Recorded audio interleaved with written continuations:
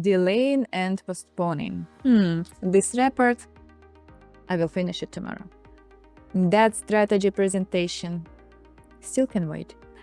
The follow-up email, not that urgent yet. And then 5 bookmarked articles, very interesting. And 3, I will watch it later, YouTube videos. And 10 very important and useful books which I will read a bit later. Never. Sound familiar? Hi, I'm Victoria, and today we are diving deep into procrastination.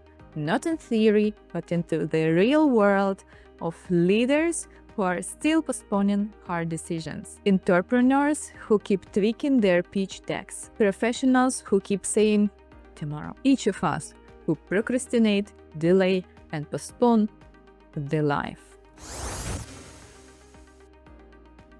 Welcome back to Psychology in Business. Victoria here. I empower business leaders to transform mindsets and behaviors to achieve their goals. Today, I will walk you through what procrastination really looks like. You will relate. The surprising psychological reasons behind it. How procrastination shows up in your business and sales. The positives of procrastination. Yes, they exist.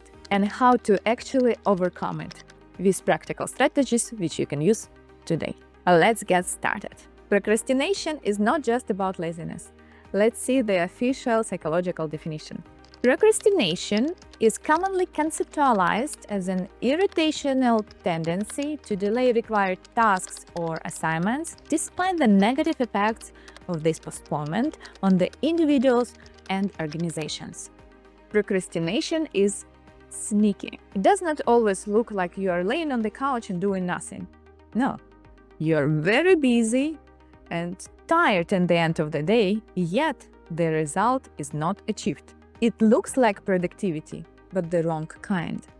You bookmark an article or podcast or book for later and never return. You clean your inbox instead of calling that difficult client. You keep working on it, that product, proposal, report, but it's never quite done. You want to raise money for your startup, but a bit later, now it's not the best time. You rewrite your to-do list from one day to another, or you rewrite your New Year resolutions from one year to the next one.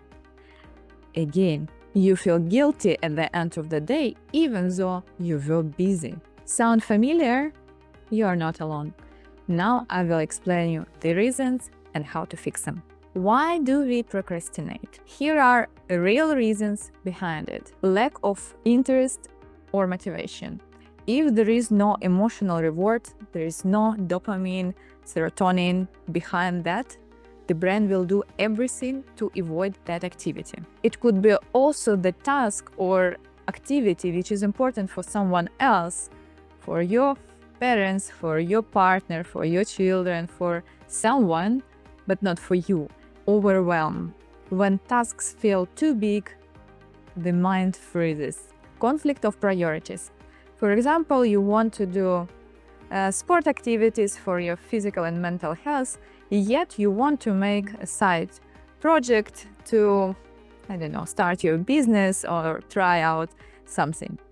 And there is this either-or conflict of priorities, and maybe you don't want one but want another one more, and therefore you procrastinate, postpone, or forget completely about the second one. Also, it could be too many different goals, objectives, and then your attention would jump from one to another without reaching anything into the depths. Obsolete goals. You're chasing something which no longer exists anymore. For example, you understood that this business idea or project or product or goal is obsolete, is not possible, market doesn't work like that, or time changes, whatever, something. Yet you spend there so much effort already, and it's very difficult to drop it completely and stop it. And then there is this zombie project which, probably you have to do something because you're spending maybe money, maybe even paying someone else to do their job, but actually it's time to just cut it and say goodbye. And that's why it doesn't work. And those goals which you put there and you feel obligated to do something, yet you feel that it doesn't work anymore. No deadline or pressure, no urgency, no action. In the work life, we prepare for the specific date, to the pitch date or sales date or tender date or interview, job interview, or whatever other date. And when there is no date, when there is no deadline, you postpone and postpone and postpone. If the reward is far away, your brain stops caring. And it could also be the delayed gratification. Like if you learn something, new language, new technology, anything new, every day a bit, then in 1 year or a bit later or a bit earlier, you will be able to achieve da-da-da, or get new markets or clients or find new job. But it's so far away from your current daily reality that this does not motivate you enough. There is no enough dopamine for this goal. Fear of failure. If I don't start, I can't fail. Fear of success, because success means more visibility, more responsibility, more expectations from you. It's a next level where we probably haven't been yet. This is always scary. Fear of new identity. Achieving of something means losing comfort, control, or old identity. For example, you are currently in your safe corporate life, but you dream about your business. And if this happens, the success, it means that you are losing the identity or whoever you are there in corporate world. It's not like that anymore. You're now an entrepreneur, businessman or businesswoman, and it's absolutely different. The same happens when people are postponing their marriage because this is a new identity, or when people postpone their divorce because it's also the new identity. You for sure know this feeling after you graduated from your college or university. When you are not a student anymore, you are who? It's very important and yet scary to acquire and build that new who I am. Perfectionism. If it's not perfect, I will not do it. Imposter syndrome. Well, I'm not good enough, I'm not ready yet, I just need additional certificate. I will just have another education and degree and another proof. I will just reach the next level of management or something, or I will just scale before and have more customers.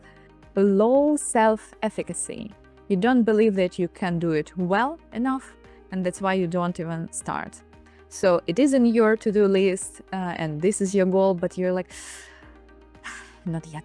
Emotional avoidance. You avoid tasks that trigger stress, boredom, or even positive emotions. For example, overwhelming attention, or everyone staring at you inside the company or from the whole world outside and saying, you, look, he's or she is so great, let's do like them. And it gives a lot of pressure. Burnout or fatigue. Your brain is just protecting you from complete collapsing. Ambiguity. You don't know what the next step is, so you postpone even the first one. Procrastination is often emotional and not logical. Logically, we know we have to do 1, 2, 3, and emotionally, How procrastination affects your business in sales. So let's move to the business world, and here, with the procrastination, the outcome can be not that positive, for example, causing launch delays, missed opportunities, unsent proposals, avoided feedback, lost deals, demotivated teams, and so on.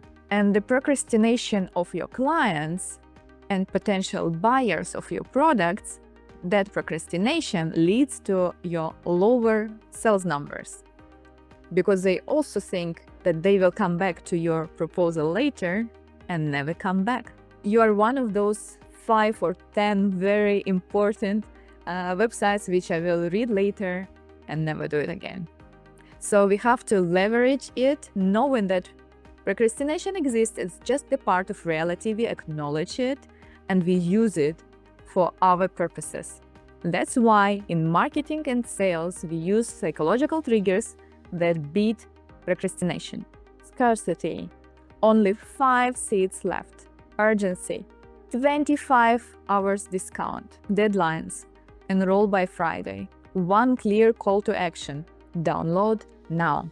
The link will expire in 1 hour. If you want to trigger the impulsive purchase, it's usually a very low check, but then we put, for example, 3 minutes countdown. So buy it now for, I don't know, $1.99 or euro, otherwise this proposition will expire. Because your customers also procrastinate, we are all human beings. And if you don't facilitate that decision, they will forever stuck in I will think about it later. Let's come back to us. What is positive about procrastination? Because it's not only negative things. Sometimes, and quite often, it tells us about something important which we have to avoid. For example, the goal no longer aligns with our values, or not at all ever was aligned with that. It's a goal of someone else, or it's already the obsolete goal. Then let's rewrite it. We need more clarity or simply rest.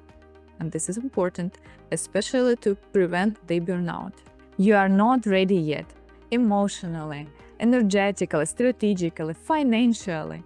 You need support, for example, of the financial advisor or any other advisor in what you're doing, or maybe support to delegate something, to not do everything yourself. It's just impossible. If you procrastinate a small thing for several days, or a big thing for several weeks or months, or a huge thing for several years, think about it. Maybe you just have to rewrite the whole approach and change and pivot the whole idea of what you want to achieve. Or you just need support and you need to rest, and maybe you don't need this goal at all. If you feel stuck, just reach me out by the link in the description, and we together will understand how to overcome your procrastination. How to overcome procrastination for real. Here is what works. List down your motivation. So all the motivators, positive and negative. Positive means what you achieve, what if you do it, and negative, what you potentially lose if you don't do it. I actually did it with my own master thesis when I had to finalize it to achieve the MBA, and I created a list of, I don't know, 35 or 40 points with positive and negative outcomes if I reach or if I don't reach. For example, one of the negative motivation was that I would have lost 45,000 euros, the price of that MBA program, if I had not written that master thesis. It motivated me. Break it down, turn big tasks into small, doable steps. So, you know, those salami techniques, and eat elephant piece by piece, not all together. So big tasks are scaring us, and it is important to make a clear plan. And the next one is make the first step is ridiculously easy, super simple, so that your brain cannot say no to that. Time block it. Assign time slots for this specific task. Our week has 168 hours. In these hours, we have to sleep, for example, 8 hours multiply on 7 days per week, which is already 56 hours. We have to eat, we have to do a lot of stuff.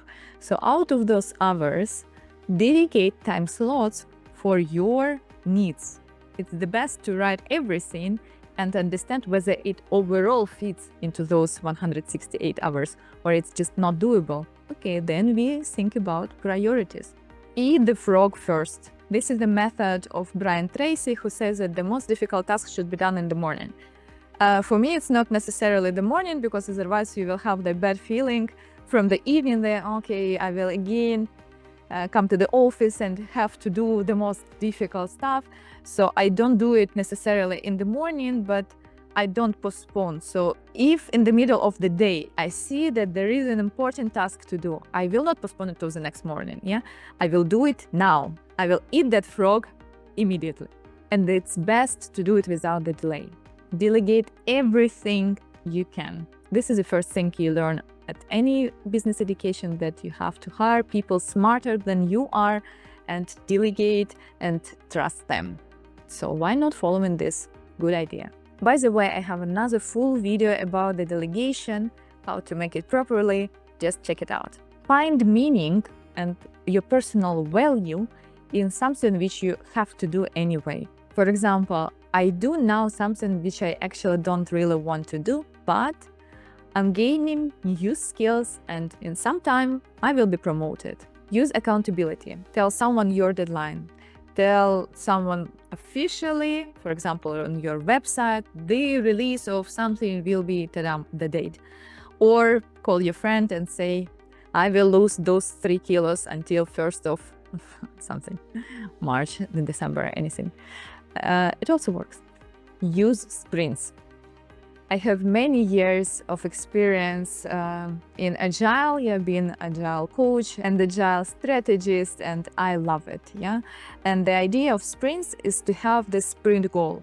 So how it works in IT, the sprint is maximum 1 month. Usually it's 2 or 3 weeks long, and for that you have a lot of tasks which you estimate in 30 points or hours. It doesn't matter for now, for today. The idea is that out of those tasks, something is so important that if this is not reached, there is no point of the whole sprint at all, of the whole time box at all. So something is the most important. So we can also use it in our private life. In these next 2 weeks, it's the most important for me to reach something related to your dream or goal. And this is the focus. Of course, you do the rest. Of course, you brush your teeth and have breakfast and meet friends or whatever you do in your life. But something which you put as a goal, I don't know, to record those YouTube videos or to create the pitch deck or anything. That is the sprint goal. And then you break down the big goal into sprint goals and achieve them one by one. Reward yourself. Celebrate small achievements. And those behavioristic approaches when we train the dog or the horse or any other animal to make a trick and then you reward with something tasty. This idea works also for us. Just find out something beside food to reward yourself. Otherwise could be potential additional issues. But if you promise, I will do this and I will achieve it, and after that I will, I don't know, have a great vacation, or buy myself something which I usually don't do. It could work, and it will work for sure. Declutter your mind. Brain dump everything, sort it later. Change your environment. Sometimes your energy just needs a new space, physically or in social environment. Maybe you have people who are affecting you in the negative way or just overwhelming you, and you need the change. Visualize the outcome. Imagine it very well, manifest it, and let that emotion drive you. Emotion check-in. Try to catch that feeling. What am I really avoiding? Because this is very important to understand. This something protects you, and holds you back, and it's a procrastination. You don't achieve something, but in reality, it's your protection, psychological protection mechanism. This is important to work on it. And if you don't know how to work on this, then the next and the last, but definitely not least point will be to find a psychologist, psychotherapist, a mentor, coach who will guide you and support you in this journey. To write down the mind traps, what exactly does not work, why, and how to overcome it. If you need support, just let me know. In the description, you will find how to reach me out. Procrastination is not your enemy. It's just a signal. It's important to read it correctly, and now you know the language. Here is your homework. Yes, I said it. Pick one task you've been avoiding. Analyze why using the reasons given in this video. Use one of these tools to overcome the procrastination. Start. Even if it's just 5 minutes a day or a first small action. Acknowledge, maybe small, but progress. You will feel a shift. And if you find this video helpful, like, subscribe, and share it with your friend who is still just about to start that important task. See you in the next video where we turn business psychology in your superpower.